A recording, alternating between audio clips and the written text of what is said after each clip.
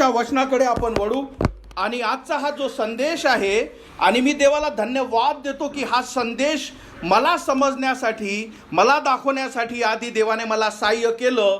कारण हा संदेश आणि याच्यातलं सत्य जेवढं तुम्हाला महत्त्वाचं आहे तितकंच ते माझ्यासाठी सुद्धा महत्त्वाचं आहे. आणि म्हणून हा जो संदेश आहे, जे मी बोलत आहे देवाच्या वचनातून तुम्ही जे ऐकत आहात, माझी इच्छा आहे का तुम्ही या गोष्टीकडे लक्ष द्या. कारण याच्यामुळे तुमच्या जीवनात तुम्ही सैतानापासून, सैतानाच्या मोहापासून तुम्ही विजयी मिळू शकाल. आणि म्हणून आजचा जो विषय आहे तो म्हणजे मोहावर विजय मिळवणे. जे मोह सैतान टाकतो, ज्याला इंग्लिशमध्ये टेम्पटेशन म्हणतात, त्याच्यावर विजय मिळवणे. लक्षात ठेवा, मोह येणे हे काही पाप नव्हे, तर मोहात पडणे हे पाप आहे. म्हणजे जसं तुम्हाला उदाहरण देतो, एखादा व्यक्ती समजून घ्या, त्याला दारू पिण्याची सवय आहे. आता त्याच्यासमोर जेव्हा दारू आली, तर त्याच्या समोर आल्यामुळे त्याचा अर्थ हा नाही झाला का तो दोषी झाला. तो काय झाला, तो फक्त सैतान मोह देतो. पण जेव्हा त्या मोहात तो पडतो, म्हणजे त्याला असं वाटते की नाही मी ही पेली पाहिजे, आणि तो पितो, आता तो पापात पडला. म्हणून या दोघ्या गोष्टीतला अर्थ समजून घ्या. मोह हा सदैव सैतान टाकतो, मोह हा सदैव सैतान टाकतो. पण त्या मोहापासून कसं पळावं, त्याच्यापासून कसं दूर जावं, की आपण त्याच्यात फसू नये, याच्याविषयी आजच्या दिवशी आपण बोलणार आहोत. आपण 2 शब्दाची प्रार्थना करू आणि आजच्या वचनाकडे वळू. हालेलुया. धन्यवाद मानतो येशू. प्रार्थना करतो आजचे वचन सांगण्यासाठी. आणि प्रभू, आजच्या वचनाचा परमेश्वरा, योग्य परमेश्वरा, प्रभू तू अंडरस्टँडिंग तू दे, समज तू दे, आणि मग पाप्याला शब्द साह्य तू दे की तुझ्या वचनातून मी बोलावं. तुझ्या शक्तीने, तुझ्या सामर्थ्याने मला तू भर. आणि प्रभू, इथे जमलेल्या प्रत्येकाला तुझे वचन समजण्यासाठी तू सहाय्य कर. ही प्रार्थना प्रभू येशूच्या नावाने मागतो, म्हणून तू ऐक. आमेन. आपण आताच काय केलं, आपण 78वा स्वातंत्र्य दिवस साजरा केला. काय केला आपण मागच्या, मला वाटते काय गुरुवारी 78वा स्वातंत्र्य दिन या देशाचा. तर ते स्वातंत्र्य कशाचं होतं? शारीरिक स्वातंत्र्य. का? कारण जे अंग्रेज लोक जे आपल्या देशात राज्य करत होते, आता त्याच्यापासून आपल्याला स्वातंत्र्य मिळालं. आता आपण शारीरिकरित्या आपलं स्वतःचं राज्य, आपले स्वतःचे नियम, आपल्या स्वतःच्या गोष्टी आपण काय करू शकतो. त्याच्या आधी अंग्रेज जे म्हणतील, ब्रिटिश जे म्हणतील ते तुम्हाला करावं लागते. आणि म्हणून आपण काय होतो, शारीरिकरित्या गुलामीत होतो. आणि म्हणून हे शारीरिक गुलामी हे चांगली नव्हे, पण त्याच्याही पेक्षा वाईट जे आहे ते म्हणजे आहे आत्मिक गुलामी. आणि आत्मिक गुलामी हे कोणाची, तर सैतानाची सदैव इच्छा असते का प्रत्येक मनुष्य आत्मिकरित्या गुलाम असावा. आत्मिकरित्या गुलाम कसा असतो? जे सैतान, जे मोह प्रत्येक व्यक्तीला टाकतो, त्या मोहात तो व्यक्ती पळावा आणि त्या मोहातल्या त्या पापात त्याने त्याचं जीवन घालवावं, यासाठी का तो कधीही त्या मोहातून सुटू नये. आणि सगळ्यात मोठं त्याचं उद्देश काय असतो, की तो मेल्यानंतर त्या व्यक्तीचा नाश व्हावा. समजलं? म्हणून सैतानाची इच्छा आहे का या जगातला प्रत्येक व्यक्ती कसा असावा, आत्मिक गुलाम असावा. म्हणून मी तुम्हाला सांगितलं की आजचा विषय खूप महत्वाचा आहे आणि या विषयातून आपण बोलू. आता या आत्मिक गुलामीतून जो तुम्हाला वाचू शकतो तो फक्त आणि फक्त म्हणजे प्रभू येशू ख्रिस्त. येशू ख्रिस्ताद्वारे कोणीच तुम्हाला या आत्मिक गुलामीतून वाचू शकत नाही. तुम्ही तुमचं जीवन स्वतःहून चांगलं करू शकत ना. का नाही मी आजपासून चांगली वागते, नाही मी आता देवात वागते, नाही मी आता चांगल्या देवाच्या आज्ञेवर वागतो, हे तुम्ही स्वतः कधीच करू शकत राहणार नाही. तुम्ही 1-2 दिवस चालणार, तो सैतान म्हणेल, तुमच्या इकडे बघेल, तुम्हाला मोह टाकेल, तुम्ही खटकन फसून जाल. म्हणून तुमच्या स्वतःच्या द्वारे, माझ्या स्वतःच्या द्वारे आपण कधीही या मोहावर आणि सैतानाच्या गुलामीवर कधीच आपण विजय मिळवू शकणार नाही. तर फक्त आणि फक्त जेव्हा प्रभू येशू ख्रिस्ताला आपण आपला तारणारा म्हणून स्वीकारतो, जेव्हा तुम्ही ख्रिस्ताला आपल्या हृदयात बोलावता, म्हणता येशू माझी क्षमा कर, मी विश्वास ठेवते मी पापी आहे, माझ्यासाठी तू मारण्यात आला, गाळण्यात आला, तिसऱ्या दिवशी मरणातून उठला, या सुवार्तेवर मी विश्वास ठेवते, आणि त्याला तुम्ही हृदयात बोलावता, त्या दिवशी काय काय होतं हे तुम्हाला मी सांगतो. पहिले आपण जन्मता ज्या सैतानाचे गुलाम असतो, तो गुलामीचा जो धागा असतो तो कट केला जातो. आता सैतानाचा तुमच्यावर काबा नाही, कारण जे शारीरिकरित्या आपण जे पापी आहोत त्याच्यावर आता सैतान काय करू शकतो, राज्य करू शकत नाही. तो तुमचा आता बॉस नाही. तुम्हाला आता नवीन मेनपाट देण्यात आला, नवीन राजा देण्यात आला, परमेश्वर तुमच्यामध्ये आला, आता तुम्ही त्याचे होता. म्हणजे तारणाच्या दिवशी काय होतं की तुम्ही सैतानाच्या गुलामीतून सुटल्या जाता. म्हणून मी तुम्हाला सुरुवातीला सांगितलं का तुम्ही जर देवाचे नाही, ख्रिस्ताचा जर तुम्ही स्वीकार केला नाही, तुम्ही पवित्र जीवन, देवाच्या वचनावरचं जीवन जगू शकत ना. का? कारण आपला जो आपल्याला जो आपल्याला चालवणारा तो तारणाच्या आधी सैतान असतो. लक्षात ठेवा, असं बिलकुल नाही. फक्त दोनच मालक आहे. एक जन्मता आपला मालक सैतान असतो. ख्रिस्ताला जेव्हा आपण स्वीकारतो, तो पहिला मालक जो सैतान असतो तो तुमच्यापासून त्याचं नातं तोडल्या जातं, आणि आता ख्रिस्त तुमचा परमेश्वर होतो. आता ही गोष्ट घडल्यानंतर तुम्हाला काय दिल्या जातं, नवीन स्वभाव.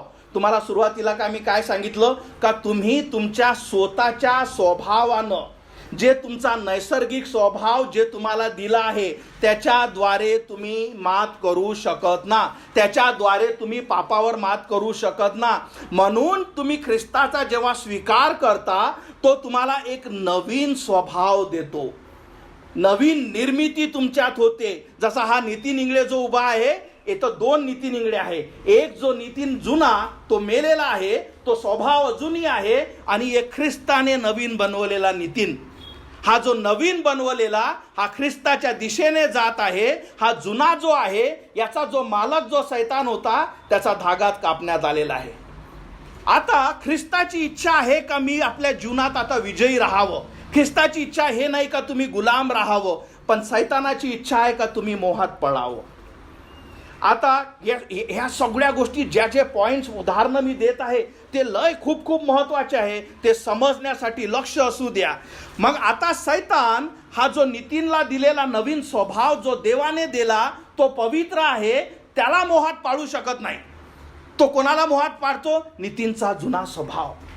तुमचा जो जुना स्वभाव जर तुम्ही ख्रिस्ताला आपला तारणारा म्हणून स्वीकारला आहे, तो तुमचा देव झालेला आहे, तुम्हाला कळतं की मी नवीन झालेलो आहो, तर तुमचा जो जुना नितीन, तुमच्यातला जो जुना व्यक्ती, त्याला तो मोहात पाडतो. आणि तो मोहात यासाठी पाडतो का जरी तुम्ही गुलामीतून सुटले आहात, तरी तुम्ही त्या मोहात अटकावे, म्हणजे तुम्ही तुमच्या जीवनात विजयी राहू नये. पण देवाचं वचन तर सांगतं की तुम्ही ख्रिस्तामध्ये विजयी असा.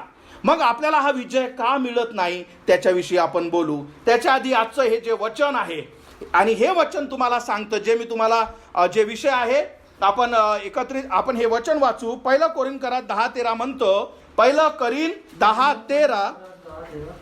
ठीक आहे, मी वाचत आहे.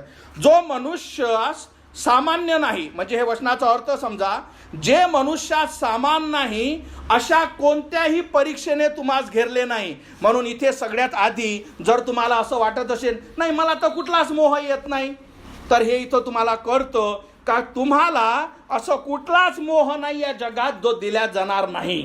म्हणून काय, अशा कोणत्याही परीक्षेनेच तुम्हास घेरले नाही, परंतु देव विश्वसनीय आहे. कारण लक्षात ठेवा, देव विश्वसनीय आहे. तुम्हा सहन करता येते त्या पलीकडे तो तुमची परीक्षा घेणार नाही. म्हणजे तुम्हाला असा मोह, कोणाला, ज्या व्यक्तीनं ख्रिस्ताचा स्वीकार केला त्याला असा कधी मोह येला जाणार नाही जे तुम्ही का नाही मला हे तर सांभाळताच येत नाही, याच्यात मी फसणारच. पण वचन काय बघा, परंतु त्या परीक्षेबरोबर त्यातून बाहेर पडण्याचा मार्गही तयार करील, म्हणजे तुम्हा सहन करणे शक्य होईल. याचा अर्थ काय होतो की तुम्हा प्रत्येकाला, जो व्यक्ती तारला गेला, ज्याने ख्रिस्ताचा स्वीकार केला, त्यालाही मोह येईल, आणि ज्याने स्वीकार केला नाही त्यालाही मोह येतो. फरक फक्त एवढा आहे, ज्याने केला नाही तो त्याच्यावर झगडू शकत नाही. त्याला जेही सवय आहे त्याला ती देऊन देतो, तो त्याच्यात फसून जातो.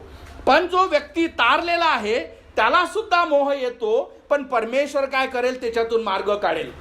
मी तुम्हाला एक गोष्ट सांगतो. अमेरिकेत जेव्हा मी होतो तर अमेरिकेला खूप मोठे मोठे पहाड आहेत, खूप मोठे मोठे पहाड आहे आणि त्याच्यातून काय जातात, असे रोड जातात आणि इतका मोठा उतार आहे, इतका मोठा उतार आहे की तुमची गाडी जी आहे ते सदैव ब्रेकवर किंवा गिअरमध्ये असली पाहिजे, नाहीतर ती गाडी काय होऊन जाईल, त्या उतारावरून सरळ खाली खाईत जाईल.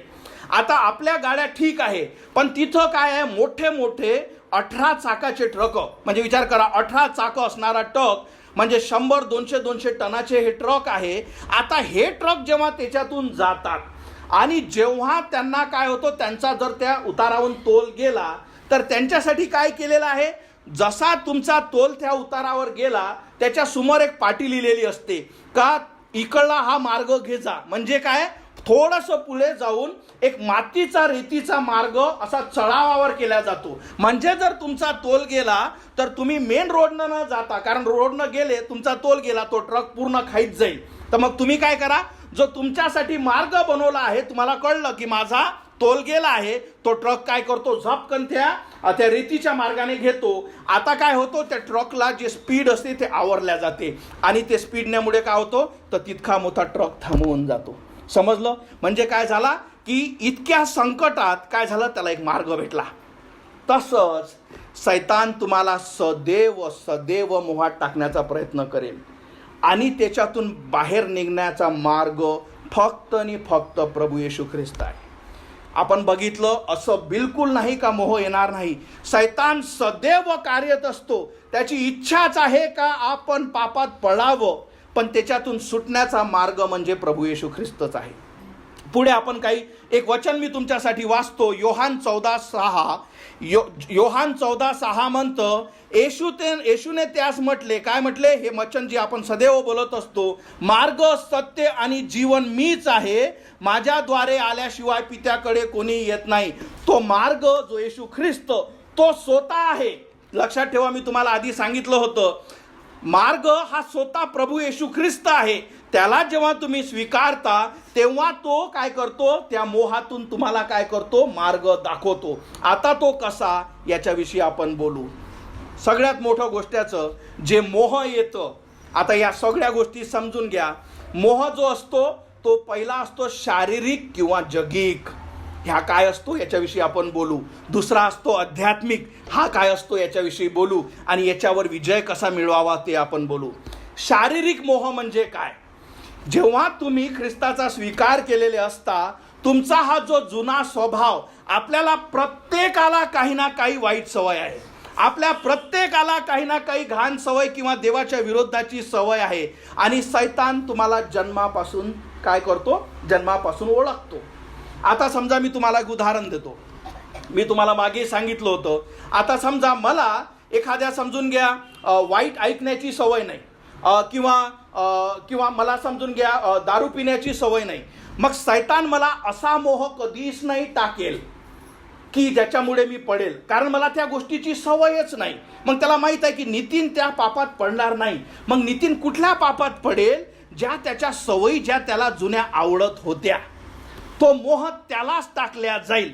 जर मला समजून घ्या, मी तुम्हाला सरळ सांगतो, मला या बॉलिवूडचे जे गीत आहे त्याचा इतका शौक होता आणि त्याची जर तुम्ही स्टडी कराल तर ते सगळे वाईटाने भरलं, व्यभिचाराने भरलेलं आहे हे पूर्ण बॉलिवूड. तर मला त्या गोष्टीचा खूप शौक होता. तर मला जो मोह टाकल्या जाईल तो कुठल्या गोष्टीचा, त्या गोष्टीविषयी. का, कारण मी त्याच्यात पडावं. म्हणून सैतान सदैव काय करेल, तुम्हा प्रत्येकाला सदैव मोह टाकेल. मी तुम्हाला एक उदाहरण देतो. आता जसं आपण उंदीर पकडतात लोक, आहे की नाही. उंदीर जेव्हा पकडतात त्याच्यासाठी काय केला जातं, एक पिंजरा ठेवला जातो. एक पिंजरा ठेवला जातं आणि त्या पिंजऱ्यात काय ठेवलं जातं, उंदीराला जे जे आवडेल ते, बिस्किट आवडते, केक आवडते आणि या गोष्टी काय करतो, जो पकडणारा तो रात्री ठेवून देतो. तो ठेवल्यानंतर तो जो पकडणारा त्याच्या बाजूला बसून राहत नाही असा किंवा येते काय नाही, हा ठेवून चालला जातो आणि मग तो सकाळी येऊन बघतो कोण पकडण्यात आला. तसा सैतान या जगात तुम्हाला सगळे मोह टाकून ठेवलेले आहेत. प्लस त्याचे जे लोक जे सैतानाचे गुलाम आहेत, कारण तुम्हाला काय सांगितलं, देव तुम्हाला त्या गुलामीतून सोडवतो, पण प्रत्येक जण नाही सुटला. मग सैतान काय करतो, या गुलामांना, आणि म्हणून तुम्ही टीव्हीवर, आणि म्हणून तुम्ही ज्यांना व्यभिचाराची सवय, जो त्यांना पाप आहे, म्हणून तुम्ही या स्त्रिया वाईट किंवा नग्न कपड्यावर सगळ्याकडे बघता. का? कारण सैतानाला माहित आहे या जगातले खूप सारे लोक या शरीराच्या मोहक गोष्टीला फसतील. समजलं? आणि म्हणून या जगातली पूर्ण सिस्टीम हे कशासाठी दिलेली आहे? याच गोष्टीसाठी का कोण त्याच्यात फसेल. म्हणून इंटरनेट, म्हणून फोन, म्हणून गेमिंग, म्हणून हे सगळ्या गोष्टी काय आहेत, या सैतानाने तुमच्यासाठी रचलेले ट्रॅप. तो काय करतो, हे सगळं त्याने रचून ठेवलेलं आहे. आणि जेव्हा तुम्ही त्या गोष्टीकडे वळता, तुम्हाला दिसते की अरे ही गोष्ट चांगली आहे, आणि सैतान काय करतो, तुम्हाला त्याच्यात फसवतो. तुम्ही त्या मोहाकडे वळता, त्याच्यात तुम्ही आत घुसता, आणि त्याच्यानंतर तुमचं जीवन वाईटाकडे वळत जातो. समजलं? म्हणून सैतानाचं या जगात सगळ्या गोष्टी, हे बॉलिवूड, तुम्हाला ज्याही सवयी असतील, हे गेमिंग, या सगळ्या गोष्टी, वाईटाच्या गोष्टी, त्याला मनुष्याची प्रत्येक नस माहीत आहे कुठे हा फसतो, आणि म्हणून त्याने सगळ्या गोष्टी करून ठेवल्या आहेत. कशासाठी? का तुम्ही त्या मोहात पडावं.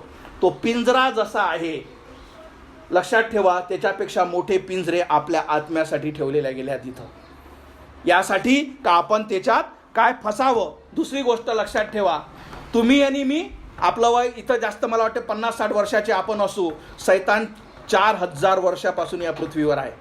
त्याला सगळ्या गोष्टी माहीत आहे. त्याला कुणाला कसं फसवावं, कसं काटावं, कसं खतम करावं, त्याला या सगळ्या गोष्टी माहीत आहे. म्हणून जर आपण स्वतःला हुशार समजत असाल, आपण जगातले सगळ्यात मूर्ख आहोत. पण तुम्हाला माहीत आहे का, जो स्वतःला हुशार समजते तो ऑलरेडी त्या मोहात आणि त्या पापात पडलेला आहे. त्याला माहीतच नाही का मी ह्या पिंजऱ्यात आहो. आणि म्हणून त्याच्यापासून, जसं मी तुम्हाला सांगितलं, जसं अजून हे जे मोह आहे, हा मोह कसा येतो, हा शारीरिक आहे. याचा अर्थ काय होतो, म्हणजे तुम्ही बघू शकता.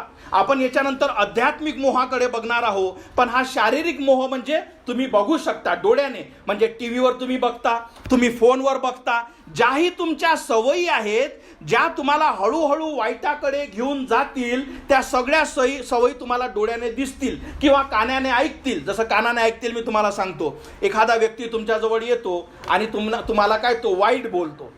आता त्याने तुम्हाला वाईट बोलल्यावर तो मोह म्हणजे कसा, कारण तुम्ही ते ऐकलं, आता तुम्ही जेव्हा वाईट रीतीने त्यांना रिॲक्ट करता, म्हणजे काय, तुम्ही डोळ्याने बघितलं किंवा कानाने ऐकलं किंवा तुम्ही स्मेल केलं, या सगळ्या गोष्टी जेव्हा होतात त्या काय झाल्या, शारीरिक मोह. कारण तुम्ही शांतीचं जीवन म्हणता की मी जगत आहे, एखादा व्यक्ती आला आणि तुम्हाला त्याने वाईट म्हटलं, आणि त्याच्यासारखे तुम्ही पण आता वाईट होता. का? कारण त्याने तुम्हाला वाईट म्हटलं, मला तो उत्तर द्यावंच लागेल आता त्याला, आहे की नाही. म्हणजे तो मोह आला, आता तुम्ही काय केलं, त्याने केलं म्हणून टीट फॉर टॅट, त्यानं तसं केलं म्हणून त्याच्यावर मी आता चढते. म्हणजे काय केलं, तो मोह एका मनुष्याद्वारे तुमच्याजवळ आला आणि तुम्ही त्याच्यात फसले. आता तुमचं जीवन सगळं अशांतीचं झालं. समजलं? म्हणजे हा जो मोह असतो हा शारीरिक असतो, म्हणजे हा बघण्यातून, म्हणजे म्हणून आपल्या टीव्हीवर आपण जेव्हा जिथेही फोनवर किंवा हे सगळे बॅनर, ज्याही जगातल्या गोष्टी आहे, ज्या डोळ्याने तुम्ही बघता आणि तुम्हाला आवडतात, तुम्हाला समजते तुमच्या मनात का हे वाईट आहे, पण तुम्ही काय करता, त्याच्यात फसता. लक्षात ठेवा, मोहाकडे बघणे वाईट नाही, मोहात पडणे वाईट आहे. कारण तुम्हाला तो बघितलंच नाही, तुम्हाला कळेल कसा हा मोह कसा आहे. जसं मी तुम्हाला क्लिअर उदाहरण सांगतो. एखाद्या व्यक्तीला समजून घ्या, ठीक आहे. एखाद्या व्यक्तीला स्त्री किंवा व्यभिचाराचं काय आहे, त्याला हा शोक आहे, कारण किंवा त्याचा निगेटिव्ह पॉईंट आहे. आता सैतान त्या व्यक्तीपाशी सदैव स्त्री किंवा अशा स्त्रिया सदैव पाठवेल, असं सदैव होईल का हा त्या पापात पडावा. आता जेव्हा हा व्यक्ती चालत राहील, अशी स्त्री किंवा असा मेसेज किंवा अशा गोष्टी आल्यावर त्याला इमिजिएटली समजेल का अरे हे आलं, हे मला पापात पडवेल. तर हा जो क्षण असतो जिथं आपण डिसिजन घेतो, जर आपण ख्रिस्ताचे नाही तर तुम्ही तर तेव्हाच लोटांगण समजून घ्या, आपण गेलो त्याच्यात. आता जी समोरची स्त्री आली त्याच्यात ती फसली, तो फसला. पण जेव्हा तुम्हाला कळतं की नाही हे वाईट आहे, आणि जेव्हा तुम्ही त्याच्यातून पळ काढता, तुम्ही वाचले. आता हे सगळं आपण काय बघितलं, शारीरिक मोहाविषयी. आता याच्यातून पळ काय आहे ते आपण बघू. यातला जो पळ आहे त्याचे काही वचन मी तुमच्यासाठी दिलं आहे. गलती करास पत्र 2:20, तुमच्या पुढे गलती करास पत्र 2:20 आहे. आणि हे म्हणतं, म्हणून मी तुम्हाला सांगितलं का जो व्यक्ती तारलेला नाही तो विसरून जा की हे जे मी तुम्हाला आज जो संदेश सांगत आहे याच्यावर कधी विजय मिळू शकतो. तो ऑलरेडी सैतान असा तुम्हाला असा छोटासा दानाही पाठवेल, तुम्ही खटकन चिपकून जाल. पण ज्याने ख्रिस्ताचा स्वीकार केला त्याच्यासाठी हे वचन. मी गलती करास 2:22 स्क्रीनवर आहे तुमच्या. मी ख्रिस्ताबरोबर वधस्तंभावर खिळलेला आहे. यापुढे मी जगत असतो असे नाही, तर ख्रिस्त माझ्या ठाई जगतो.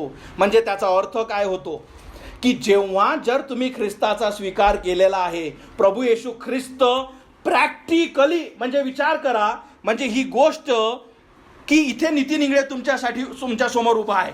मी कमीत कमी माझी साक्ष देऊ शकतो. परमेश्वर तारणाच्या दिवशी जो व्यक्ती तारला जातो तो मरून स्वर्गात जात नाही, तर स्वर्गातून परमेश्वर येऊन तुमच्यामध्ये राहतो. ही प्रॅक्टिकल गोष्ट आहे. तुमच्यामध्ये येशू ख्रिस्त स्वतः राहतो. वचन बघा काय आहे, तर ख्रिस्त माझ्या ठाई जगतो.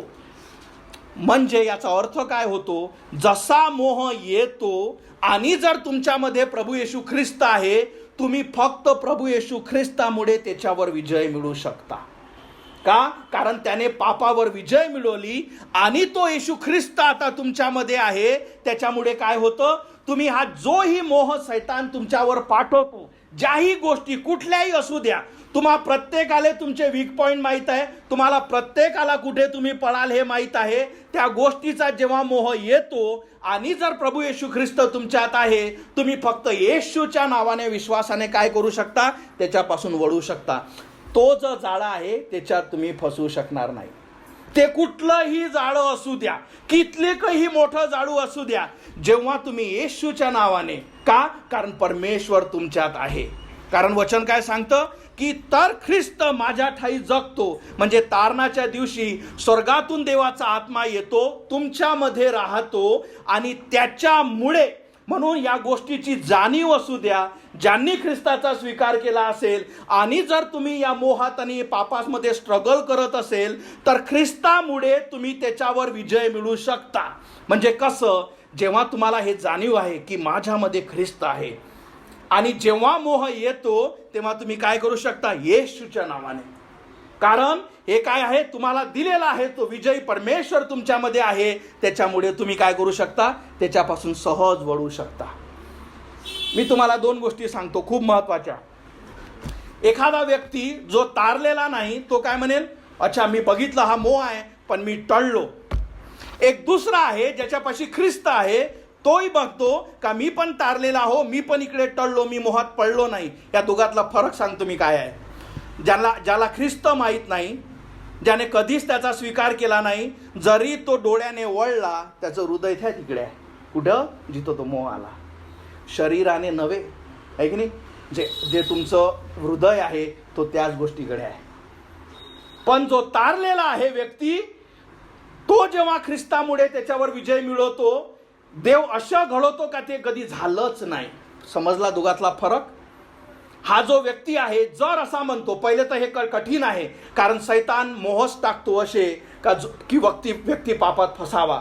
पण जो व्यक्ती ज्याने ख्रिस्ताचा स्वीकार केला, ख्रिस्त त्याच्या ठाई आहे, ख्रिस्त जेव्हा त्याला त्याच्यावर विजय देतो, तो असा विजय देतो का हे कधी झालंच नाही. म्हणजे तुमच्या विचारातून, तुमच्या हृदयातून ती गोष्ट व्हॅनिश होते. म्हणजे ते जे जाळं आहे ते तुटून जाते.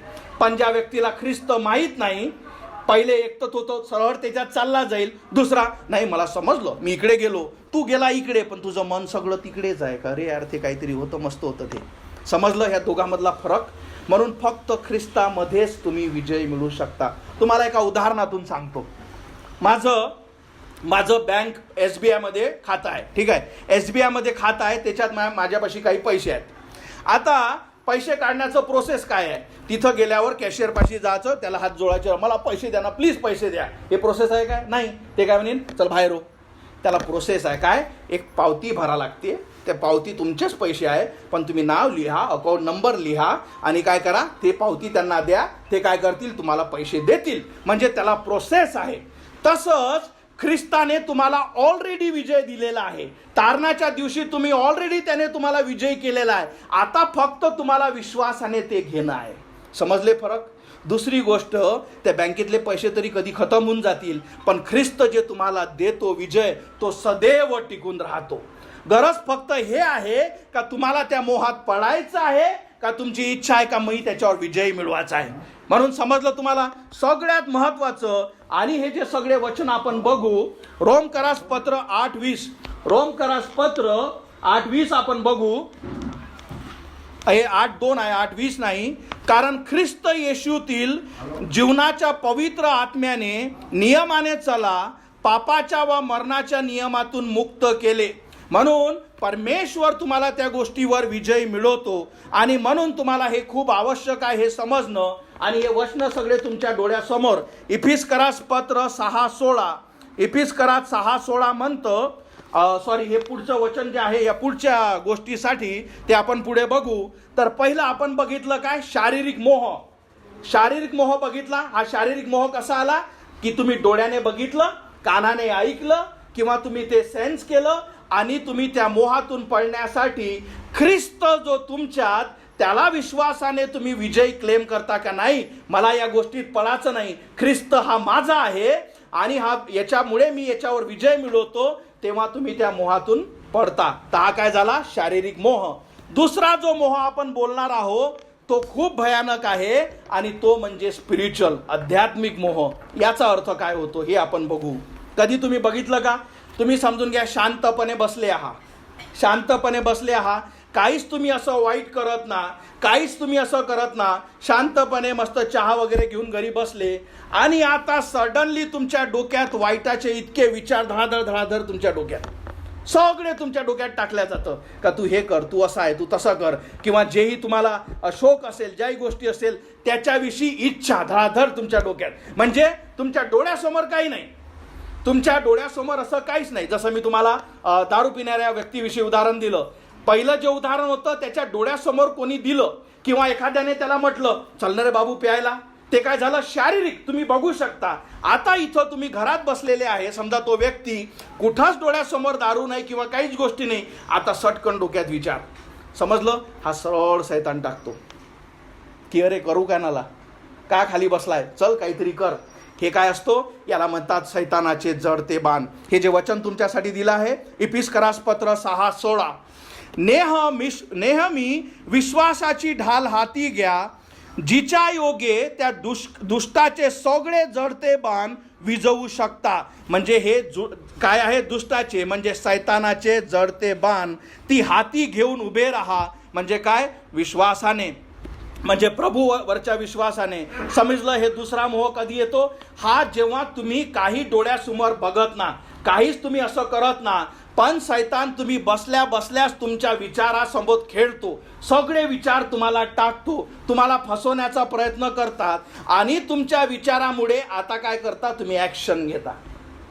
जसं तुम्ही बसले असला तो तुम्हाला दाखवतो, अरे काय तू बायबल वाचतो, काय तू प्रार्थना करत आहे, याने काय होतं, हे माझ्या संग खूपदा घडतं. अरे नितीन तू हे करू शकशील का? खरंच हे चर्च तू चालू शकशील का? अरे तू चांगला पास्टर होऊ शकशील का? हे लोक बघणं कोणीच ऐकत नाही. हे सगळ्या गोष्टी कुठून येतात? हा सैतान काय करतो? त्याचे जडते बाण तुमच्या डोक्यात टाकतो. कशासाठी? का तुम्ही अपयशी असा, कशासाठी? का तुम्ही खाली पडा. आणि मग तेव्हा सुद्धा तुम्हाला काय आहे? उपाय फक्त एक, म्हणजे काय? प्रभू येशू ख्रिस्त. जेव्हा तुम्हाला, म्हणून समजला, पहिला शारीरिक लोभ, दुसरा जो लोभ आहे किंवा जो मोह आहे तो आध्यात्मिक लोभ, तो फक्त तुमच्या विचारावर खेळतो, तुमच्या विचारावर येतो आणि ज्याच्यामुळे तुम्ही फसले जाता. पण जेव्हा तुम्ही येशूच्या नावाने त्याला हाक मारता की ह्या गोष्टी मला नको, मी ख्रिस्ताचा आहे, ख्रिस्त माझ्या ठायी आहे, या सगळ्या गोष्टी पापाच्या आहेत. आणि जसं एखाद्या व्यक्तीला व्यभिचाराची सवय असेल तर काय होईल? त्या सगळे विचार त्याच्या डोक्यात तो टाकेल, तुझ्या जुन्या गोष्टी तो तुम्हाला आठवण करून देईल आणि तुम्ही त्या मोहात, अरे हो या जुन्या गोष्टी छान होत्या, आणि काय होऊन जाल? तुम्ही त्या पापात पडाल. म्हणून हा दुसरा जो वार आहे, ज्याला सैतानाचे जडते बानिपीस करा 6:16 म्हटलं, ते काय आहे? त्याच्यावर तुम्ही कसे विजय मिळू शकता? जेव्हा तुम्ही ख्रिस्ताला हाक मारता, तुम्ही येशूच्या नावाने काय करता? विजय तुमचा क्लेम करता. आणि याच्यामुळे काय होतं?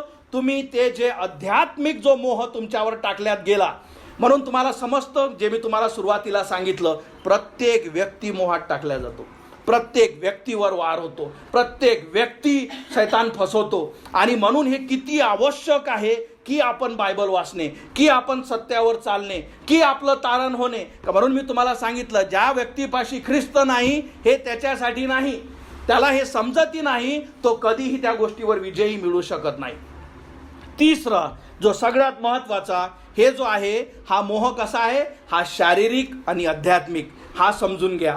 हा कसा असतो? पहिला काय होता? शारीरिक. त्याचा अर्थ काय होतो? जे तुम्ही बघू शकता, ते बघितल्यामुळे तुम्ही त्या मोहात पडले. दुसरा काय? आध्यात्मिक, म्हणजे तुम्ही बघितलं नाही पण विचाराने शैतानावर तुमचा हमला केला. तिसरं शारीरिक आणि आध्यात्मिक, या दोन्ही येतात. याचा अर्थ मी तुम्हाला सांगतो. आणि याचा खूपदा प्रयोग कुठं केला जातो माहिती आहे का?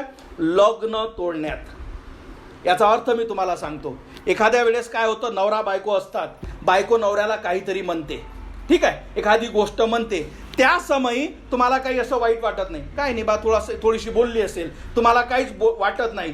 थोड्या वेळानं तो शैतान काय येतो आणि तुम्हाला उत्तेजित करतो की बघ तुझ्या बायकोने काय बोललं तुला.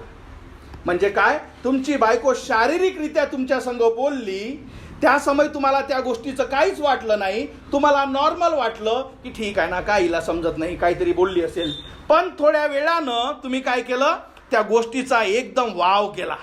हा का केला? कारण शैतानाने तुम्हाला सांगितलं की रे, तुला समजलं नाही का तिने काय बोललं, तुला वाईट बोलली ना ती, तुझ्याविषयी हे बोलली ना ती.